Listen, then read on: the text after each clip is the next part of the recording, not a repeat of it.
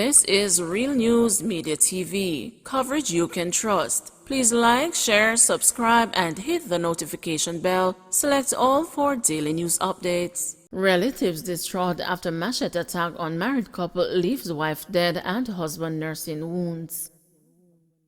Grief-stricken relatives are still trying to determine what led to the machete attack on a married couple in Buxton Town, St. Catherine, on Thursday, which left the wife dead and the husband with life-threatening wounds. The deceased has been identified as a 63-year-old Madeline Sullivan. Her husband, who remains unidentified for his safety, was treated at hospital and released. Reports from the Linstead police indicate that the attacker, armed with a machete, invaded the couple's house about 1 a.m. and attacked them.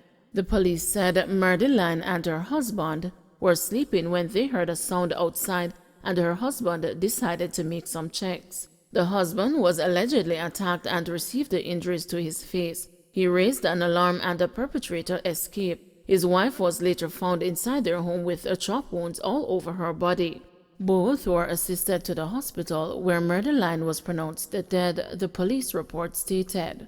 Investigations into the attack are ongoing. When the news visited the couple's home on Thursday, blood stains on buckets and pans in the yard and on bed sheets inside the house pointed to a vicious attack. Relatives, including the Sullivans' granddaughter, were in tears and hugged each other for comfort. They, along with residents and the police, had converged on the bloody crime scene. Madeline, who is a mother of 9 children, 2 of whom are deceased, was described by her children as a jovial woman.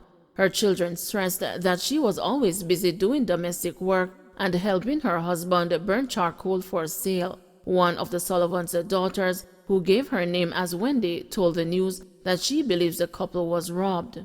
"Me think it's somebody did a try to rob them. My mother is a loving woman. Me no know who would want harm her. If you come to her house, she'll offer you something to drink. That's how she stay. She not trouble nobody. Me no know her as no troublemaker or somebody we miserable. If she sick, me woulda know, but this a dirty too hot. Me head a kill me," the distraught woman lamented. "She was just a nice woman," another daughter, Patricia Taylor, added.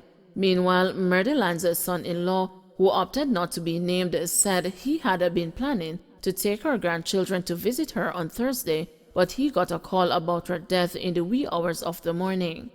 "I spoke to her on Tuesday to tell her I was taking the kids to her, but I didn't get the chance because my business didn't have sufficient workers, so I couldn't leave. I told her I would be coming today. She is a very jovial woman. This is just sad," he said. The nephew of the husband corroborated the story. He also pointed out that he didn't believe the killing had been motivated by a domestic dispute. "The man nice and quiet, him not in a no violence thing. Knowing him, me highly doubt that," said the nephew, who also did not wish to be named. 2 stabbed to death in Portmore, man in custody.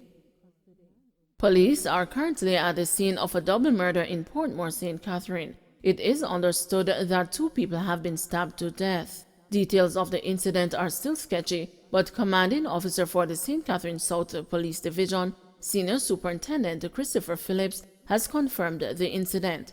SSP Phillips says the alleged killer has been taken into police custody. He said the accused seems to have some mental issues. Late last year, there was a standoff between police and a licensed firearm holder in the same division.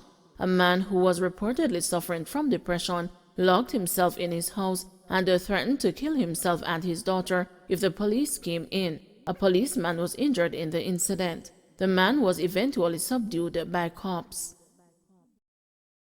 Cop accused of involvement in contract killing remanded.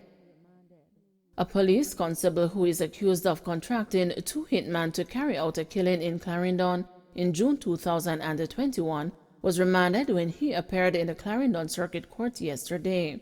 Constable Tafari Silvero and his co-accused Christopher Robinson and Mark Bennett are scheduled to return to court on March 30. The policeman was charged with a conspiracy to murder last June following a ruling by the Office of the Director of Public Prosecutions. It's alleged that Mr. Silvera hired Mr. Robinson and Mr. Bennett to carry out a hit on a Clarendon man. Retired St. Catherine cashier accused of embezzling millions charged. The police have laid a charge of embezzlement against the St. Catherine senior citizen who allegedly defrauded her former employer of $56 million. Delcita Bachelor, 71, a former cashier at the Worthy Park Sugar Estate in Louisville, St. Catherine, was charged on Thursday and is scheduled to appear in the St. Catherine Parish Court on February 22.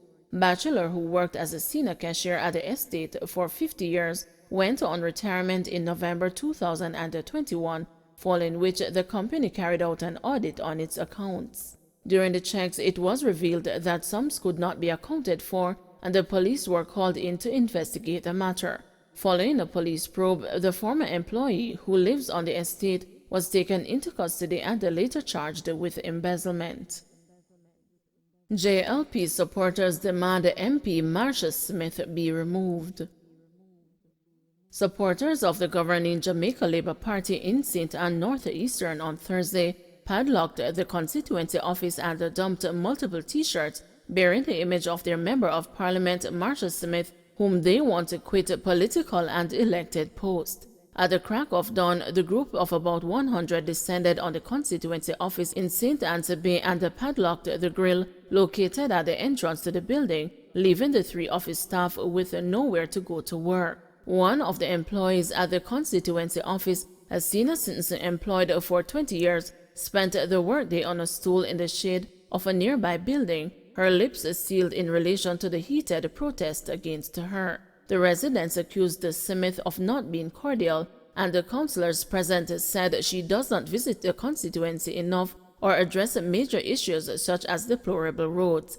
The protesters also claim the MP has launched a broadside against the constituents who occupy land illegally in St. Ann Northeastern. To solidify their stance, the demonstrators discarded and trampled on a number of green T-shirts, the same ones that they wore proudly in support of Smith when she won the constituency in the 2020 general election. Members of the Jamaica Constabulary Force kept a close eye on the happenings, which protesters threatened to resume if Smith does not budge. Smith was chosen by the JLP to contest in the 2020 election after the previous MP, Shaheen Robinson, died on May 29, 2020 after a prolonged illness. She was 66 years old. Robinson had scored an upset victory in the traditional People's National Party seat in the 2001 by-election and had held it until her passing. On Thursday, the irate constituents argued that in addition to their complaints, no one knows or is familiar with Smith. 3/4 of the people them will vote for Smith in 2020 never know her. Them just vote for her because of Shiny and the JLP, said Melody Roden, a resident of the St. Anne's Bay division. She asserted that more than a year after the election, Smith is yet to make herself better known to the constituents. Roden, like other placard-bearing protesters, said the late Robinson was the epitome of a good MP. The protesters donned T-shirts with Robinson's image and mounted a life-size image of her at the front of the constituency office. If Marsha Smith can't fill the shoes of Miss Robinson, she should at least do something, make people see her, Roden insisted. We need proper representation. From Marsha Wynne is about 3 times she come to the constituency office. We need road. Look at the condition of St. Anne's Bay Police Station. We have a lot of issues in northeastern St. Anne. Marsha should not stay in Parliament and get comfortable, because if and when we're ready, we shall turn this seat over to the People's National Party, and that is what we now want to do. Jennifer Burgess, another protester, opined that the benefit of having Smith as MP has not been manifesting in the JLP stronghold of Steertown where she lives. The Steertown Community Development Committee cannot get any benefit, the older shut-in people cannot get any benefit, and the children going to school who need the benefit most of all cannot get any support, Burgess claimed. Shiny Robinson turned in her grave because Shiny supported everybody. Smith is not supporting anybody, and we need her to go with immediate effect. We need Andrew Holness to come down here because they were the ones that handpicked Smith, and that is unfair to us. Everybody down here has suffer and no help we now get. Asked who they would like to see replace Smith as JLP representative, some protesters mentioned Lisa Marsh and the councillor Geneva Gordon Bailey of the Lime Tree Division.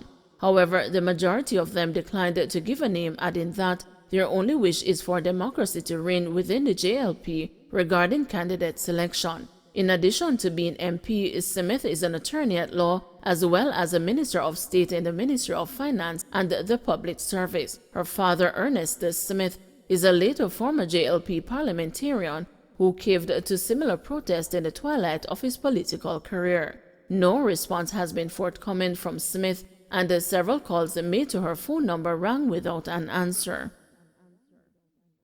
Don't forget to like, share, subscribe, and hit the notification bell. Select all for daily news updates.